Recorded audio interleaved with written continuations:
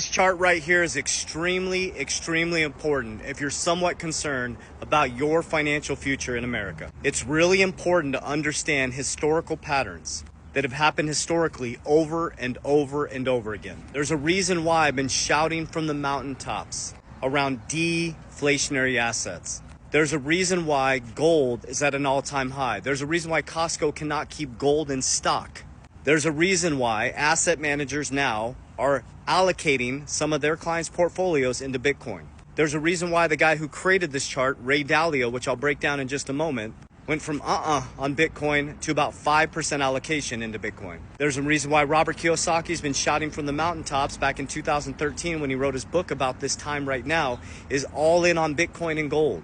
There's a reason why the number 3 wealthiest billionaire in Mexico has about 70% of his portfolio in Bitcoin. So when you hear me shouting from the mountaintops around cash is trash, cash flow is king, and moving your cash flow into deflationary assets that have fixed supply, unlike the US dollar, this is why. So if you look at this chart, it's Ray Dalio's Changing World Order. If you look at the right side, it's the rise and fall of superpowers. Some of the key things to look at is when countries start to lose their power, it's because of large debts, massive wealth gaps, internal conflict, and geopolitical. And we're experiencing all of them right now in America.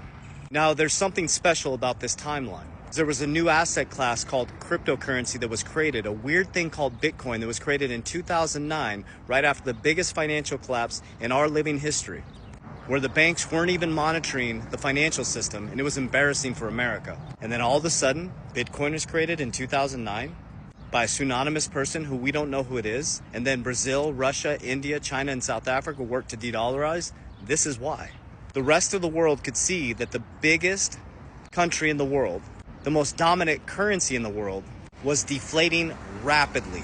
Think about this. The strongest currency in the world has collapsed almost 99% since the Federal Reserve was created. That's the strongest currency in the world. So now do you see why BlackRock now is the number 2 holder in Bitcoin? Number 3 is Strategy B, which BlackRock is number 3 holder in Strategy B. Number 4 is Grayscale, and lastly is America. So the top 4 holders in Bitcoin, outside of Satoshi, who we don't know who that is, are all American companies. We're in a changing world order right now. You need to understand deflationary assets with fixed supply. So that's why I work to create cash flow. I take my cash, which I'm being paid in someone else's debt, and I transmute it into deflationary assets like Bitcoin, XRP. I profit from those deflationary assets. I work on things like protection. It creates 2 leverage components because I use insurance for protection. Study this chart by Ray Dalio. Understand, system is changing as you know it. Warriors, rise, get your shit together. Love you.